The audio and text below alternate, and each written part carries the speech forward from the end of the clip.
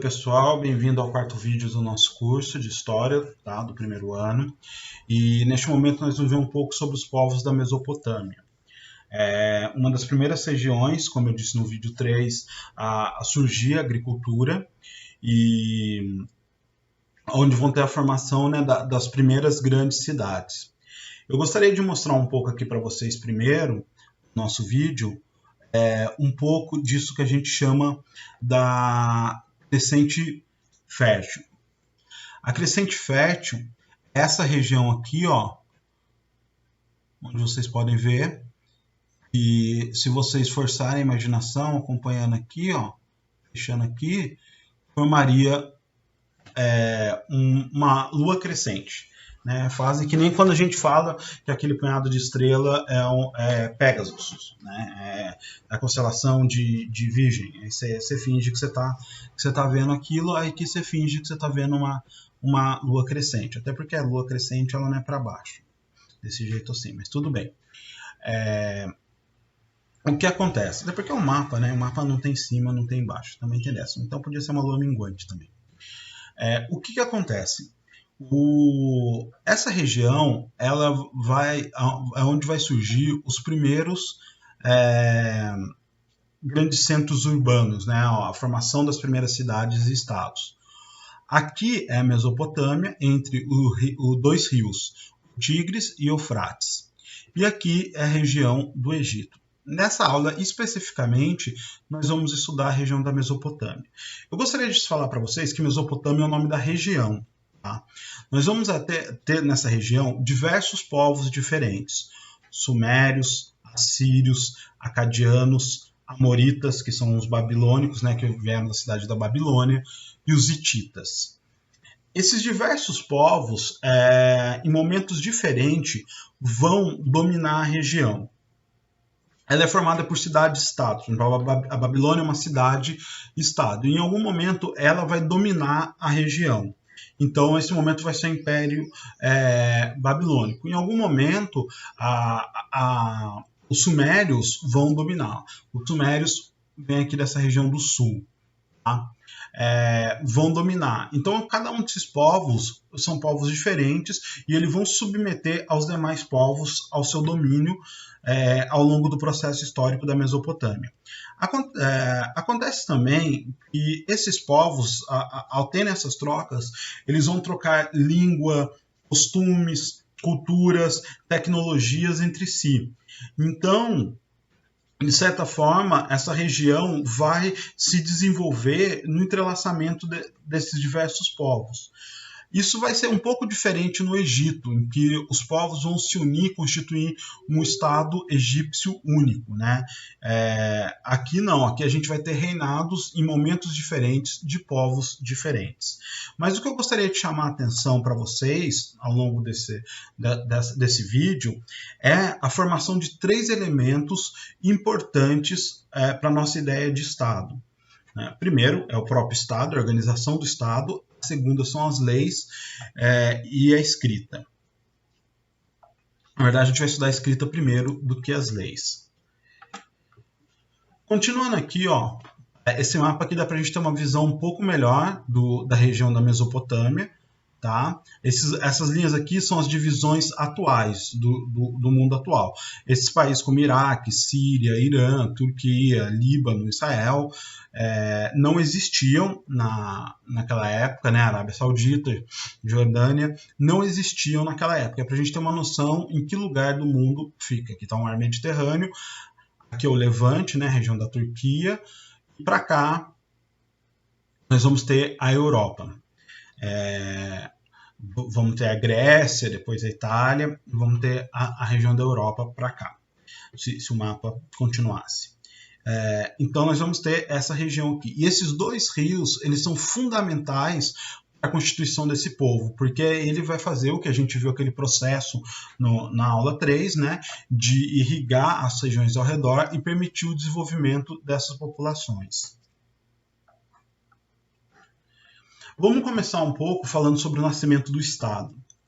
Essa figura que vocês estão vendo aqui é o que a gente chama de zigurate. O zigurate é um prédio muito importante e oponente. Ele vai ocupar uma posição central nessas antigas cidades. Aí você vai dizer, professor, mas está no meio de um deserto. Você tem que lembrar que esses zigurates aí, eles são muito antigos, né? São cidades muito antigas, né? Nós estamos falando de uma organização de cerca de 6 mil anos atrás, e então a cidade em si ela não existe mais, né? Ela foi destruída ao longo do tempo, mas esse prédio ele é tão grande, feito com blocos de pedra,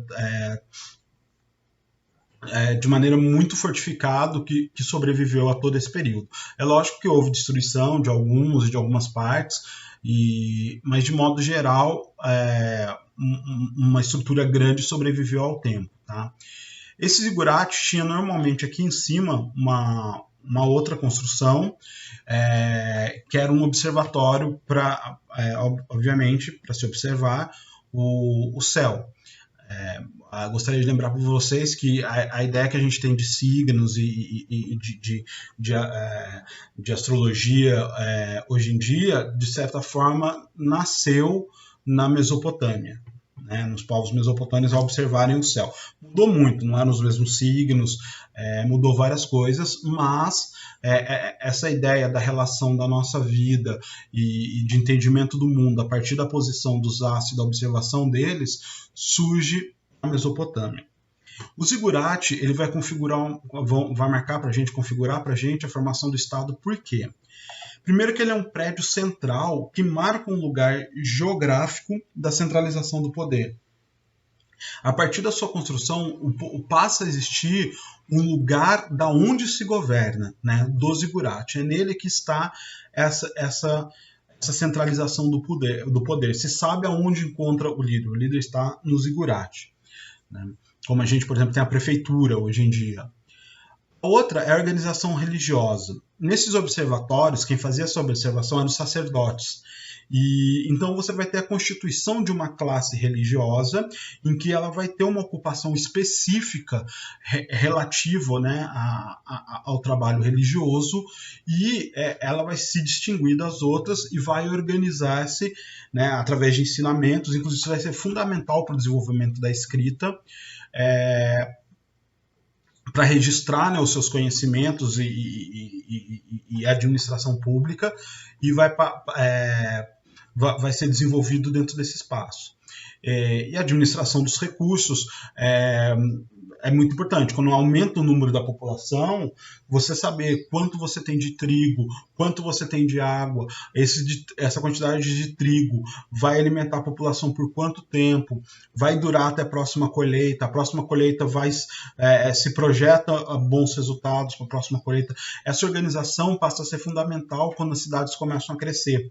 E isso vai depender de um espaço e de um grupo dedicado a essa administração, né? Uma espécie de, vamos dizer assim, funcionalismo público, de pessoas que vão trabalhar para o funcionamento dessa organização do Estado. E isso vai se dar dentro desse espaço do zigurate.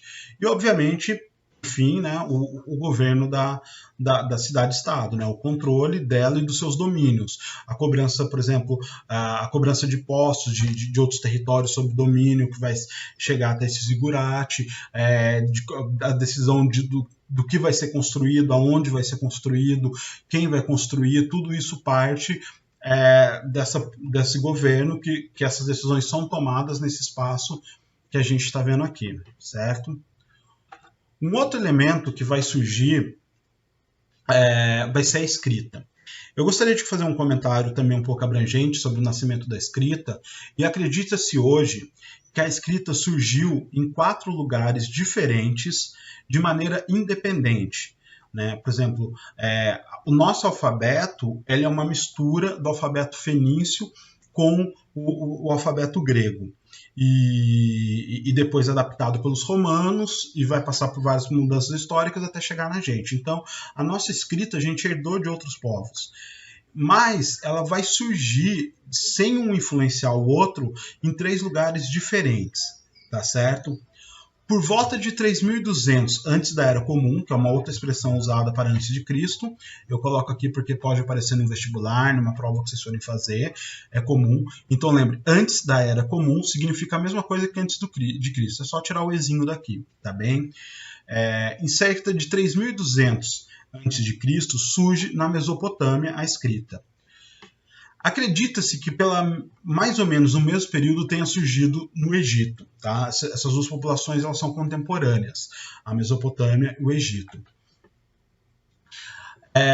O segundo lugar, o terceiro lugar, na verdade, né, que vai surgir a escrita de maneira independente é por volta de 1200 antes da Era Comum, na China. E por fim, por volta de 600 anos antes da Era Comum, vai surgir na região da Mesoamérica, que seria mais ou menos o México, assim, o meio da América, né, entre as populações Olmeca, que vão constituir ali a região onde vão habitar os maias e astecas, tá bem? Então vão ter o surgimento dessas essas 4 lugares vão ter o surgimento individual da escrita, um não influenciou o outro. A escrita mesopotâmica, eu quero mostrar para você, ela é chamada também de escrita cuneiforme, ou seja, em forma de cunho. Note que ele parece aqui um cálice, ó. Aqui também, ó. Isso era feito como? Isso aqui são tábuas de argila em que a pessoa com ferramenta nessa forma, né, de piramidal aqui, de um cone, fazia essas marcações na argila ainda mole e depois deixava secar. A escrita ela não tinha uma função literária ou de entretenimento, como, por exemplo, tem hoje a gente lê um livro. Ela era usada para 2 motivos. Religiosos, datação religiosa, marcação de informações religiosas e, especialmente, em maior parte, para a administração da cidade. Determinar quantas cabeças de gado tem, de ovelha, qual foi a produção de grãos, né, de cevada, por exemplo. Então, esse tipo de tabela tinha essa função administrativa, tá? E não uma função, era uma função burocrática e não uma função social de entretenimento, por exemplo. Certo? Então, fica marcado aqui esses 4 pontos diferentes, né? Não só a Mesopotâmia, que é nosso tema, mas também na China, no Egito e aqui na América surge também uma forma de escrita. E por fim, gostaria aqui de tratar com vocês um pouco sobre o surgimento, né, da lei. Um dos primeiros códigos de lei vai ser registrado, aqui, como vocês podem ver, na nossa escrita cuneiforme, na Mesopotâmia, já durante o período babilônico, pelo rei Hammurabi, tá, da cidade da Babilônia. Ele vai criar esse código de lei. E esse código de lei ele parte, né, de uma formulação de uma ideia de justiça, que é o do dente por dente, olho por olho, em que a medida da punição deve ser igual à medida do crime. Só que é importante chamar atenção para uma coisa: não há uma igualdade social entre todos os elementos. Por exemplo, se um rico, uma pessoa rica da nobreza, comete um crime, a punição para ela é inferior à punição cometida, por exemplo, a punição cometida contra um crime de um trabalhador, tá? Então, há sim uma distinção social, nem todos são iguais perante a lei. Então, esse dente por dente, olho por olho, ele se cabe até determinada medida, né? Depende do lugar, do espaço social que essa pessoa ocupa. Então, a gente já tem uma noção de justiça que guarda essa diferenciação das classes sociais, né? Essa pedra é onde foi talhada, né, o código, e ela ficava no centro da cidade de Babilônia, para que as pessoas pudessem ver, não que todos tivessem acesso à leitura. Certo, pessoal? Dessa vez aí a gente não vai deixar uma dica específica, né, de filme. O tema da Babilônia é um tema mais específico, e então eu gostaria de fechar com essas questões aqui com vocês, tá bem? Bons estudos e até o próximo vídeo. A gente se encontra no vídeo 5. Abraços.